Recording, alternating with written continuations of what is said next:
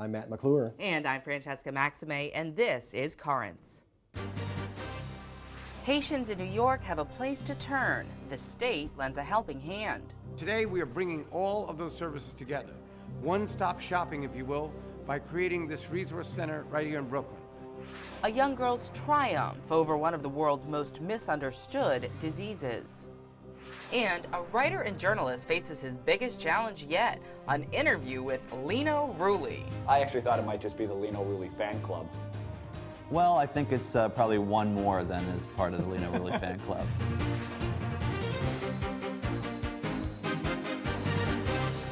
Well, good evening, and thank you so much for joining us tonight. 17 days after a massive earthquake struck the island nation of Haiti, many survivors are struggling just to stay alive. The Associated Press reports today that doctors and aid workers are running dangerously low of supplies, complicating their efforts to treat some 200,000 people who need post-surgery care. And back here in the U.S., many Haitians still have not received word about whether their loved ones are dead or alive. But today, the mayor and governor announced a new resource center to help Haitians get in touch with family and friends and to have access to many other resources they need during this extremely difficult time. Today we are bringing all of those services together. One-stop shopping, if you will, by creating this resource center right here in Brooklyn. Haitians in New York City now have a place to turn for information about the situation in their homeland. Governor David Paterson, Mayor Michael Bloomberg, and other elected leaders announced the opening of the New York Haitian Earthquake Family Resource Center in Crown Heights today. Although this center won't be open until Monday, we have marshaled the full support of city services, the full breadth of them, to support our Haitian population since the day of the earthquake. The center, located in the National Guard Armory on Bedford Avenue, will have volunteers on hand to help with grief counseling and provide legal information. People can also get information on temporary protected status, which allows Haitians who were in the country when the earthquake hit to remain in the U.S. for 18 months and work. There is a cost. However, we will waive those fees if indeed people who have financial challenges cannot afford them. We thank the congressional leaders who pushed for the TPS, but 18 months is not enough. Now, although temporary protected status, or TPS, is a big part of the information that's available here at the new Resource Center, it is only one aspect of the information that they provide, and it's all available in English and Creole as well. Information regarding some legal services or any legal questions that folks might have regarding the situation in Haiti, or if they might not have been able to contact their family members, they can get information about that here as well. There are many volunteers who would like to assist, but they don't know where to go. So it's important to have a place where all the services are provided, all the information are provided. I think it's going to be very helpful to the Haitian community. Haitians have a large presence in Brooklyn. In fact, Brooklyn has the highest concentration of Haitians in all of New York State.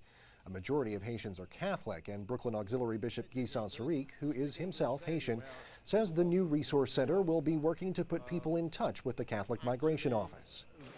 One of the person in charge of this office just asked me for the number of the Catholic Migration Office so that they can work together. Catholic Migration Office is a totally reliable agency. It's an agency that has competence and conscience, and I think this is what the government is looking for. The importance of faith to the Haitian people was evident today as the announcement of the center's opening was made. Scripture reads, "Weeping may endure for a night, but joy comes in the morning." But there are many Haitians who are still waiting for that joy. The governor said in the past, we didn't come to Haiti's aid. When there's a crisis, everybody volunteers, everybody donates, but Haiti needs long-term support to build the kind of infrastructure, educational system, police department, functioning government that they don't have, and what makes a city and a country livable. And when it comes to Haiti, U.S. bishops say the focus needs to be on poverty reduction. In a letter to administration officials, the chair of the Bishops' Committee on International Justice and Peace says the U.S. needs a comprehensive approach, one that includes debt relief and an extension of temporary protected status for Haitians who are living in the U.S. And I've written more about temporary protected status and the new Haitian Resource Center over on our website. And we also have some more information on reputable organizations who are helping the people of Haiti and info on how you can give. Just go to currentsny.net and click on Riding the Wave. Well, stay tuned. There's much more current straight ahead coming up. We'll have the day's headlines, including a guilty verdict for a man accused of killing an abortion doctor.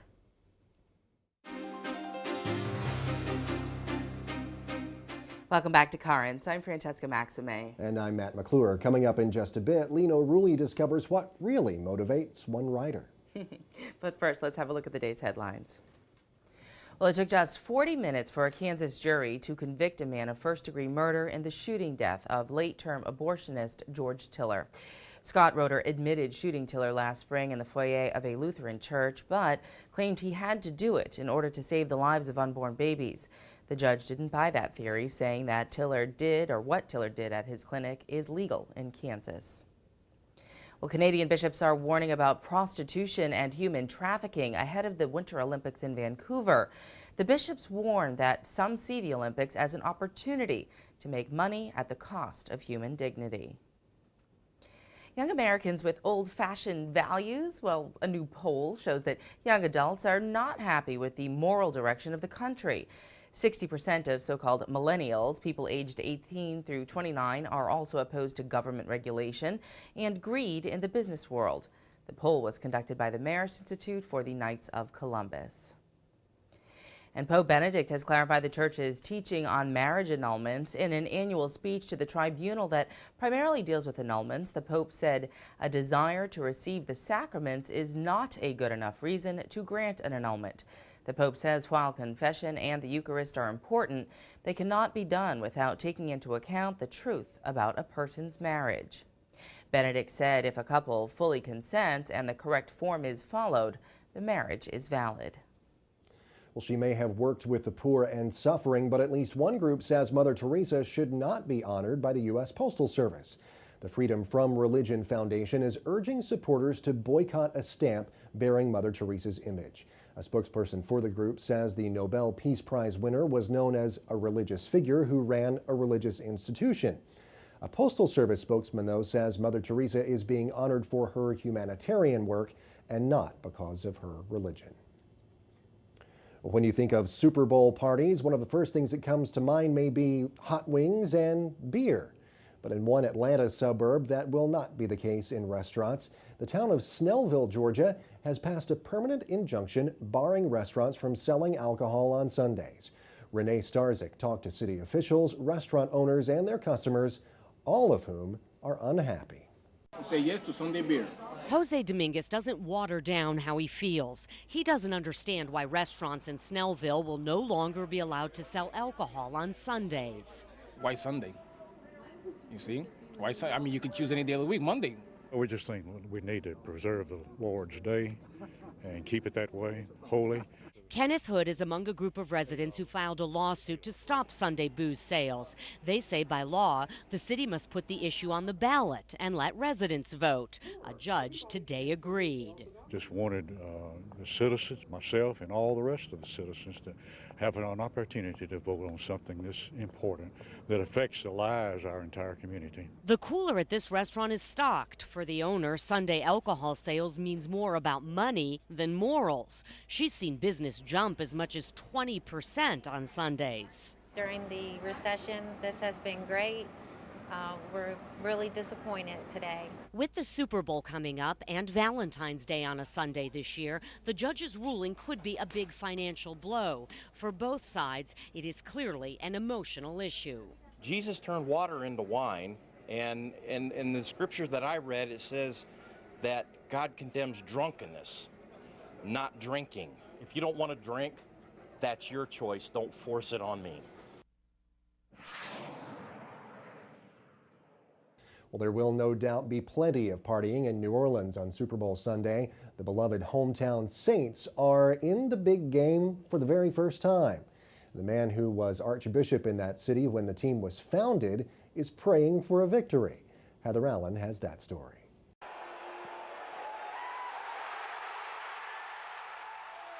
Yep, former Archbishop Philip Hannon was in that number inside the Superdome Sunday night as the Saints kicked their way to the Promised Land. We did a good job. Excellent job. Excellent job. And you're excited. Oh, yeah, very much so. Certainly, the Superdome was filled with prayers as the seconds ticked down Sunday night. Perhaps it was divine intervention that led the Saints to victory. But even the Archbishop will tell you it ain't over yet. But it's been a long, long time coming. It sure has been. And now is the time for us to make a victory. And the man who guided the Catholic followers of the Saints from the very beginning had no idea just how prophetic he was in his prayer. Grant to our fans perseverance in their devotion and unlimited lung power, tempered with a sense of charity to all, including the referees. And forget about the holy water. Make sure you run your fingers through the scanner. That's what one Polish priest is having school children do in order to monitor their mass attendance. If students attend 200 masses, they'll be free from taking a test before they're confirmed. One student says the new system is better than having to stand in line to get the priest's signature. Well, stay tuned. There's much more currents coming up. Just ahead, she was abandoned by her family. We'll show you how she was given a second chance.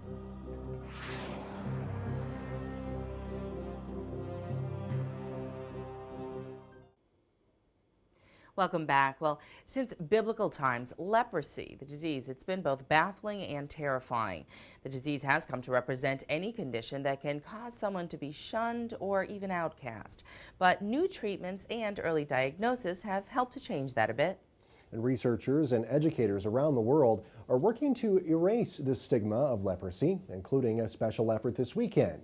As we hear from Rome Reports, this Sunday is World Leprosy Day, created to raise awareness about this still misunderstood and often mysterious disease. By taking a look at Felicita's bright smile, you would never know the darkness of her recent past. When she was 10 years old, the young girl from Kenya was diagnosed with leprosy. Felicita says some of her family members abandoned her while she struggled with the nightmare of the disease. But now telling her story is a dream come true. Thousands of people all around the globe are fighting leprosy today.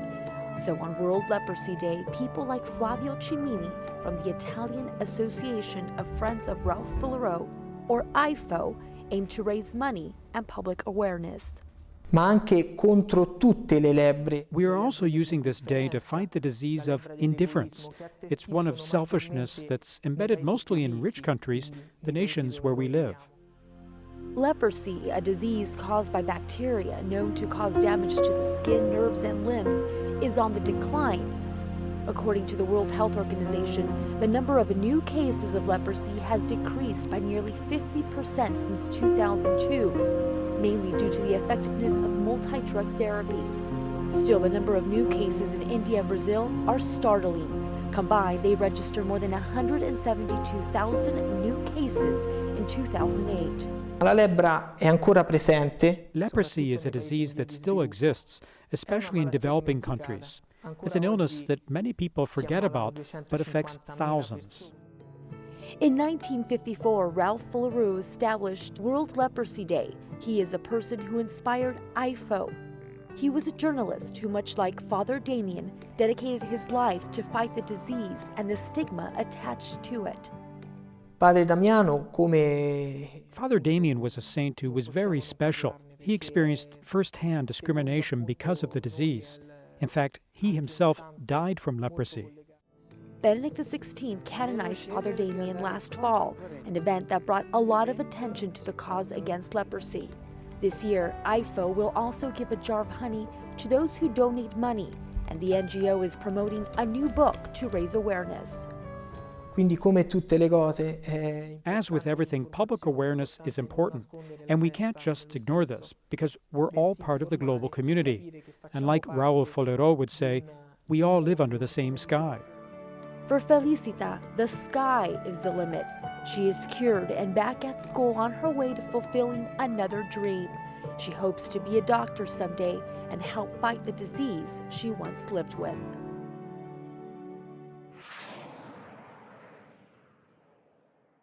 It's so strange because you often think about leprosy being a disease of the biblical times.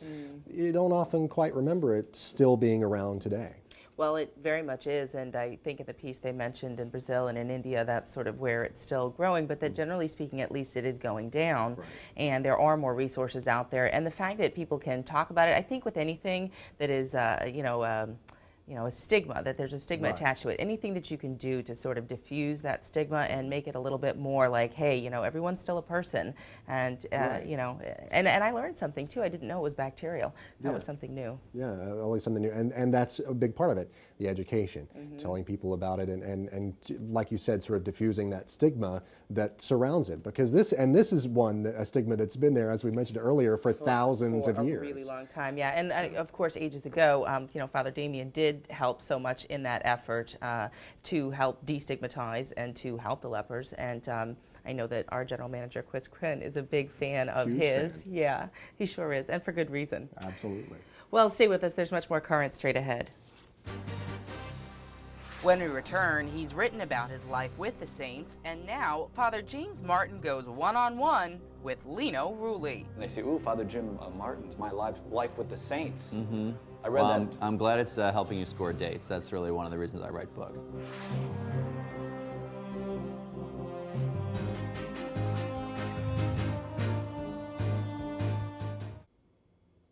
Well, finally tonight we pay a visit to somebody who's a pretty familiar face here on Currents. He's an author, a priest, an editor, and an expert on all things related to the saints. He's Jesuit Father James Martin. We've spoken with him before, but tonight he gets the full Rulli. Lino Rulli, that is. Lino caught up with him at America Magazine in Manhattan. Father Martin works there as an editor, so he became Lino Rulli's Catch of the Day. Father Jim Martin, been wanting to have you on for a long time. We finally get a chance to sit down and talk. I've been wanting to be on for a long time, and thanks for coming into this intimate setting of my office here. Now, this is your office. It is. It's very small. It's a nice office. Now, you took a vow of poverty, right? I did, and as you can see, I've taken it very seriously. Actually, this is the Lafarge Lounge in America Magazine. We use it for big meetings, as you could probably tell. My office is really a small shoebox outside on the corner. I actually thought it might just be the Lino Rulli fan club. Well, I think it's probably one more than as part of the Lino Rulli fan club. If this is the real Lino Rulli fan club, I wouldn't be here, for the record. I certainly would. Yes, you would be the one who's here. Now, some people, okay, you write books. What's the inspiration to write a book? I know a lot of people who write books, the inspiration is the cashola. Money, and you got a vow of poverty. Right. I really wait till I have something to say. I know that sounds banal, but I wait till I have something to say. And it's the story of the book My Life with the Saints, which came out a couple years ago. I really wanted to tell the story of the saints. I have a new book called The Jesuit Guide to Almost Everything. That's published by HarperCollins, and I wanted to tell people about Ignatian or Jesuit spirituality. So it's a desire to really communicate and evangelize. How many books have you written? I'm actually not sure. I think it's, whoa. I know, yeah, it's not that many, but I think 7 or 8, and then I've edited 4 or 5, I think.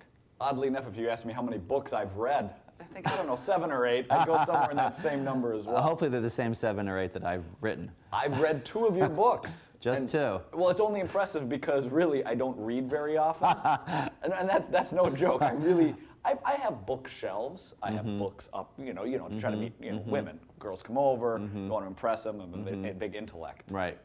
And then they say, ooh, Father Jim Martin's My Life with the Saints. I read that. I'm glad it's helping you score dates. That's really one of the reasons I write books. I read that book when I was in the Bahamas. I was sitting there at the pool. I was thinking girls would come up, and it didn't work. Yeah, you owe me $19.95.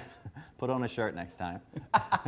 Yeah, that's probably going to be somewhat helpful. Tell me, what do you want everyone to know about Ignatian spirituality? I know you had a whole book about it, but right here, right now, at an enormous table with nobody around, what do you want me to know about Ignatian spirituality? I think the easiest way to summarize Ignatian spirituality is the idea of finding God in all things, so that there's nothing that's outside of the purview of our spiritual life. You can't just take a part of your life and say, well, this part, whether it's job or sexuality or health problems or something like that, should be kept away from God. That's not part of my spiritual life. For Ignatius, everything was part of your spiritual life, and everything was a way to find or experience God. So that's kind of a shorthand of Ignatian spirituality. And of course, Lino will have more of his conversation with Father James Martin coming up on Monday. And Lino, I guess that sort of gives a new definition to the term long-distance communication there, one side of the table and the other. Right, yeah. No, Lino just has a unique way of putting things. And he's so funny. I mean, here's this very venerated, respectable priest. And Lino's like, thanks, yeah, I actually read a couple of your books. Try to, help me pick up girls and stuff. I'm like, Lino, stop it. At least, Father Martin's like, well, at least my books are doing someone some good somewhere, That's exactly why he wrote them, I think. So, I'm sure to help Lino pick up girls. But no, Lino, of course, the one-of-a-kind interviewer, and more of it coming up on Monday. Yeah, we'll get a chance to check that out and hear more about Father James Martin. Well, that is it for this edition of Currents. Remember, you don't even need a TV to watch Currents. You can always just catch us online at currentsny.net. So until next time, thank you so much for watching TGIF. I'm Francesca Maxime. Absolutely. I'm Matt McClure. Have a great night and a great weekend.